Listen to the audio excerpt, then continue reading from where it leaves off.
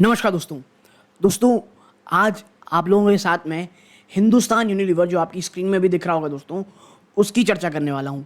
पहले मैं आपको कुछ चीज़ बता दूं कि जो वीडियो है दोस्तों, ये बहुत ही आप कह सकते हैं एक फेस वीडियो आने वाली थी और कोई अच्छे आप कह सकते हैं और भी अच्छे लंबे तरीके से एक्सप्लेनेशन के साथ। लेकिन प्रॉब्लम ये है कि जहाँ मैं रहता हूँ पिछले 48 घंटों में 48 आवर्स हो चुके हैं।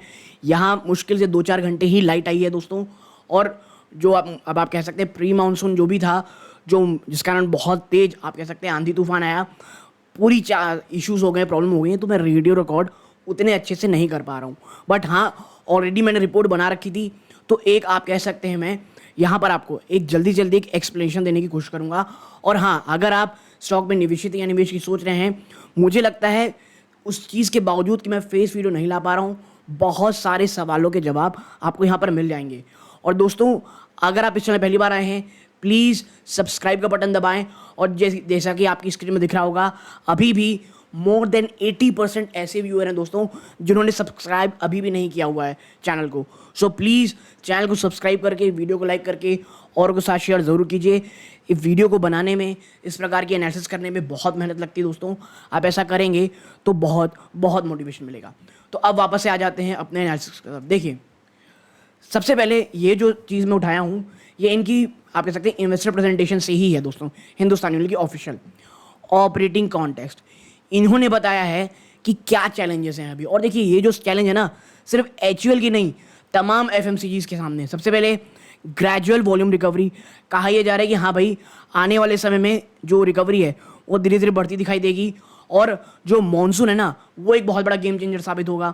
और करेंटली क्या है, कंजम्पशन ट्रेंड बहुत सबड्यूड है दोस्तों।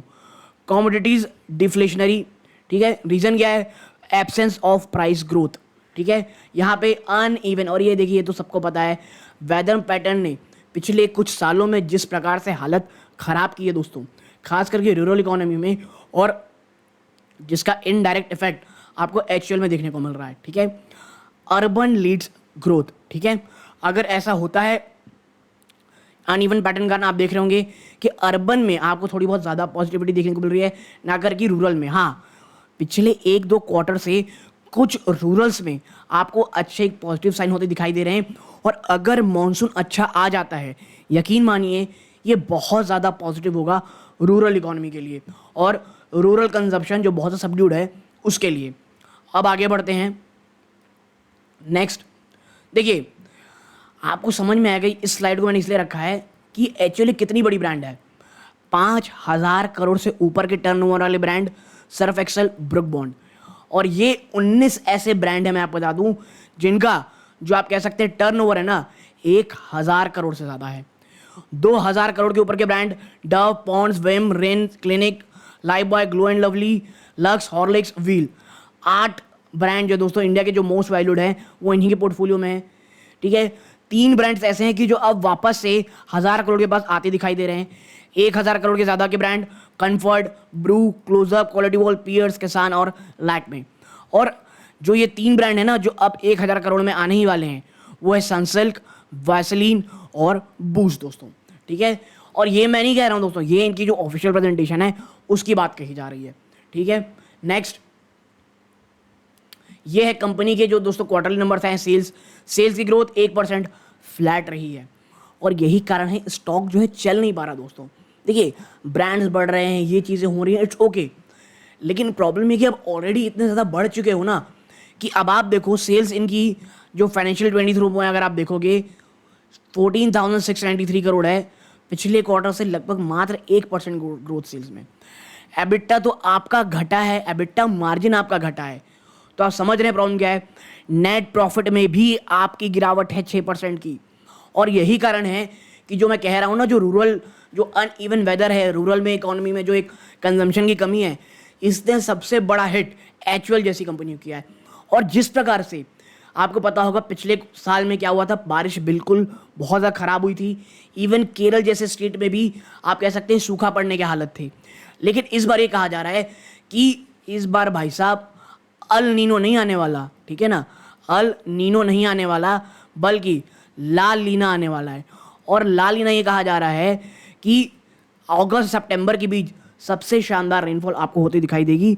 और मौसम वैज्ञानिकों के अनुसार नॉर्मल टू आप कह सकते हैं काफ़ी अच्छी बारिश इस बार होने का अनुमान कहा जा रहा है, ठीक है।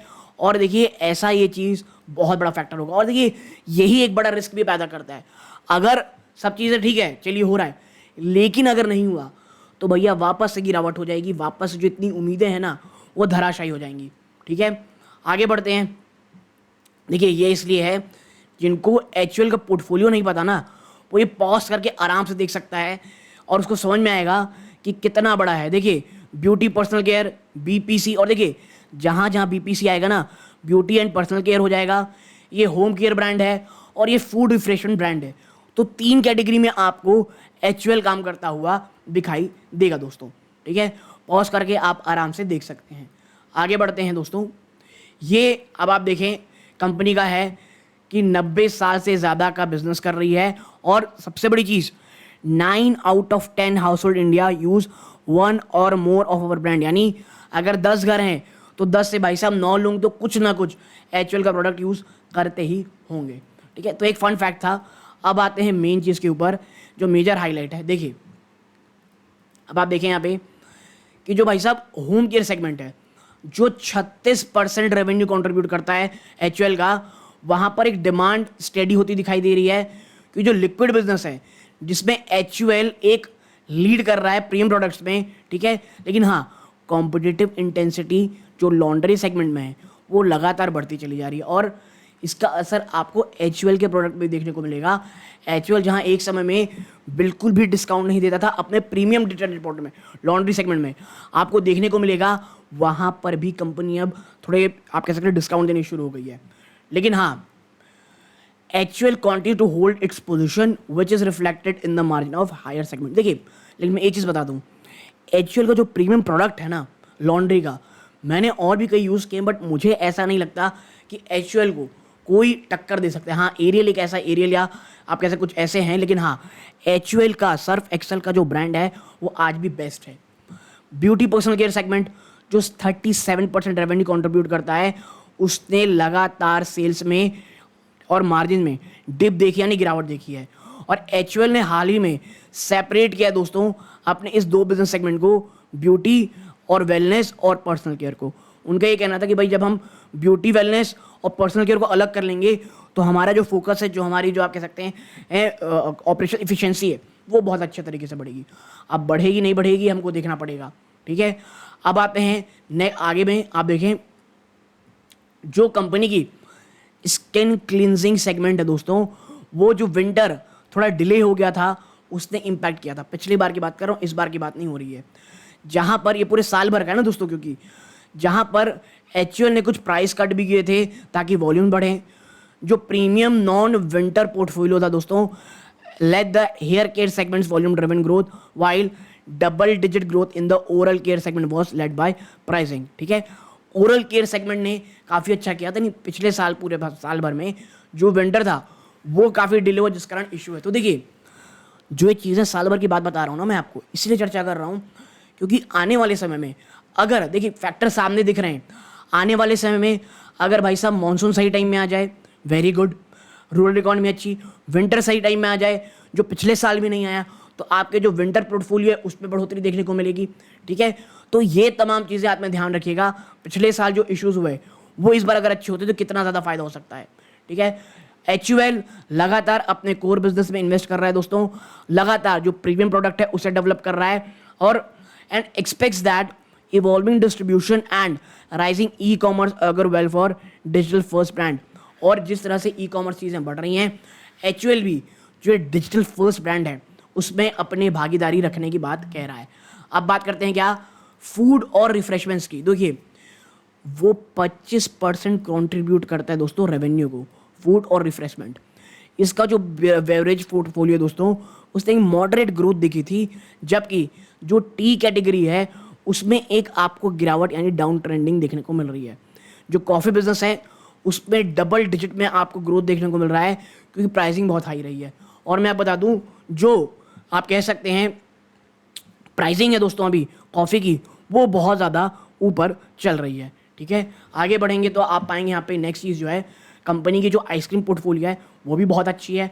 तो देखिए अगर बात करें होम पोर्टफोलियो की, जैसे आइसक्रीम, उसने अपनी जो हाई ग्रोथ ट्रैजेक्टरी है उसे लगातार जारी रखा है, जबकि जो प्लस रेंज है दोस्तों हेल्थ फूड ड्रिंक्स में, वो अभी अभी शेप ले रही है।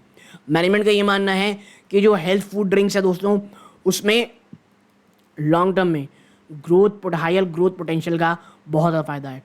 फूड सॉल्यूशन, मायोनीज और पीनट बटर लगातार स्ट्रॉन्ग ग्रोथ प्रोड्यूस कर रहे हैं दोस्तों। ठीक है, तो यहाँ पे आप देखें जो एक एक करके चीज़ें हैं एचयूएल की, हमने यहाँ पर भी चर्चा कर ली है। हाँ, नेक्स्ट क्या है, देखिए, drive gross margin recovery to pre covid level to funnel investment in ad spend.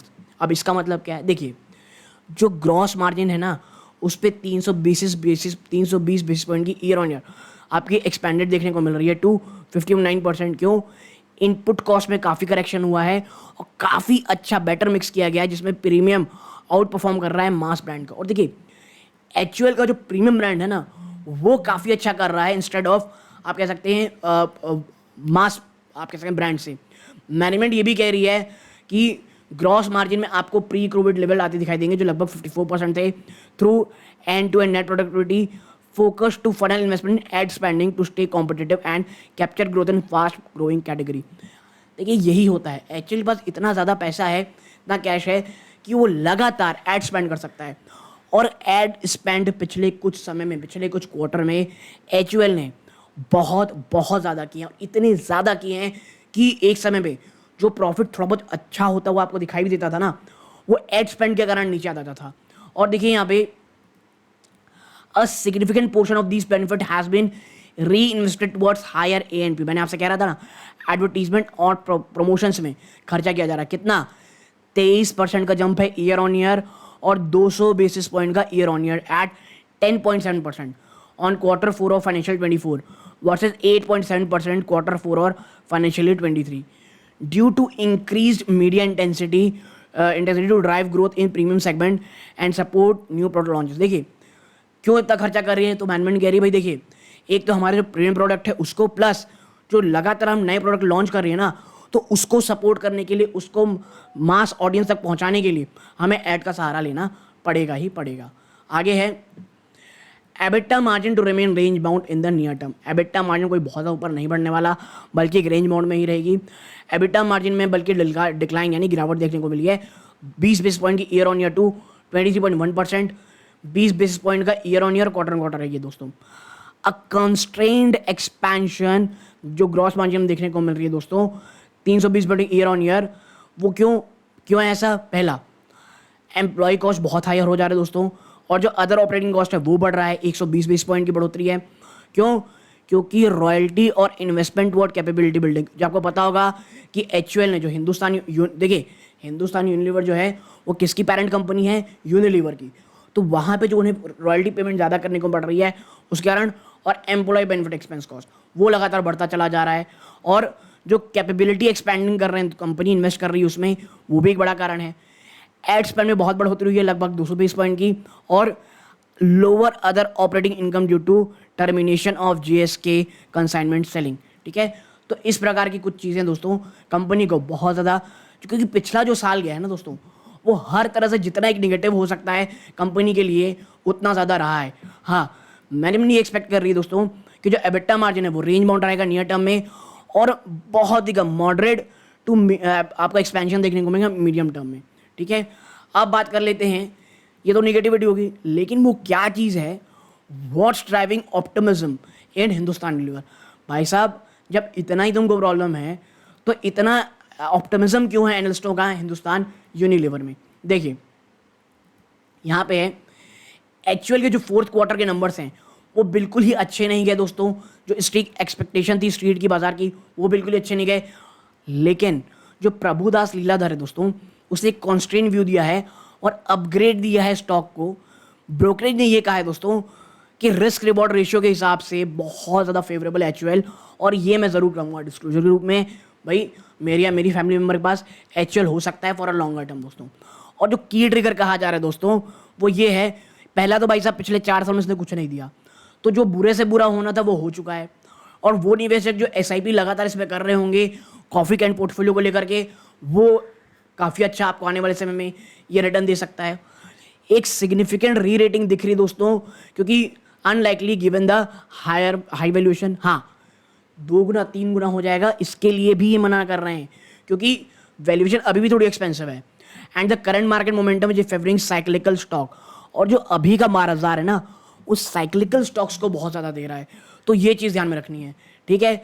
लेकिन हाँ, वो निवेशक जो HUL को अपने कॉफी के पोर्टफोलियो रखना चाहते हैं वो अच्छे से रख सकते हैं, क्योंकि यहाँ से डाउन साइड कोई बहुत ज़्यादा नहीं है।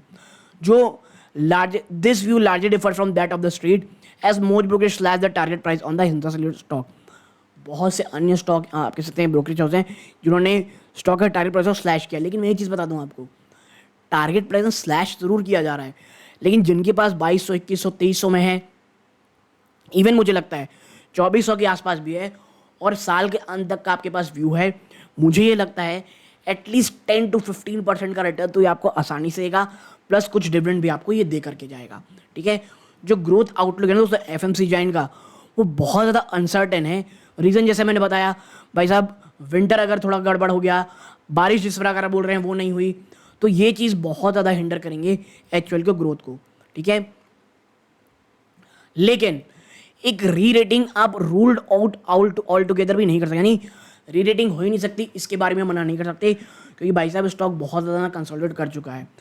अब विथ निगेटिव्स लार्जली नोन, देखिए स्टॉक हो या बाजार हो, किसी को भी अनसर्टेनिटी नहीं पसंद, लेकिन जब चाहे बुरा हो अगर हो गया हो, तो जो निगेटिविटी आपको जान चुके हैं, जो स्टॉक का लो टर्न रहा है तो पिछले 3 सालों में, और जो वैल्यूएशन है वो हिस्टोरिकल एवरेज के बहुत नीचे है, और ये काफ़ी हद तक सपोर्ट प्रोवाइड करेगा डाउन साइड। इसीलिए मैं कह रहा हूँ अगर 3 गुना नहीं होगा ना तो एटलीस्ट 10, 15 to 20% तो एटलीस्ट आपको ये दे सकता है, और डाउन साइड रिस्क बहुत ज़्यादा कम है। गिवन द टफ लैंडस्केप, री rating will be contingent on better visibility on volume oscillation and double digit earning growth. और मैं ये भी मानता हूँ कि अगर आने वाले समय में जो री रेटिंग की बात कही जा रही है कि भाई साहब पानी गिरना चाहिए, ये होना चाहिए, अगर हो जाता है, मानसून अच्छा आ जाता है, चीज़ें हो जाती हैं, रूरल डिमांड अच्छी होती दिखाई देती है, तो यहाँ से चीज़ें बहुत अच्छी होती हुई आपको दिखाई देंगी दोस्तों। तो HUL को लेकर के ये मेरा नज़रिया था। आपका कोई और सवाल हो, आपका किसी अन्य स्टॉक को लेकर के सवाल हो, मुझे बताइएगा। मैं कोशिश करूँगा जब अगर आप कह सकते हैं यहाँ पे इलेक्ट्रिसिटी बहाल हो जाती है नॉर्मल, तो फिर अच्छे से कुछ अन्य स्टॉक के ऊपर लाने की मैं कोशिश करूँगा जिसकी आप डिमांड कर रहे हैं दोस्तों। यहाँ तक जुड़े रहे, इस बात का बहुत बहुत धन्यवाद। ये इस वीडियो का अंत है। चैनल पहली बार आए हैं प्लीज़ सब्सक्राइब करके वीडियो को लाइक ज़रूर कीजिएगा। ये इस वीडियो का अंत है। जय हिंद दोस्तों।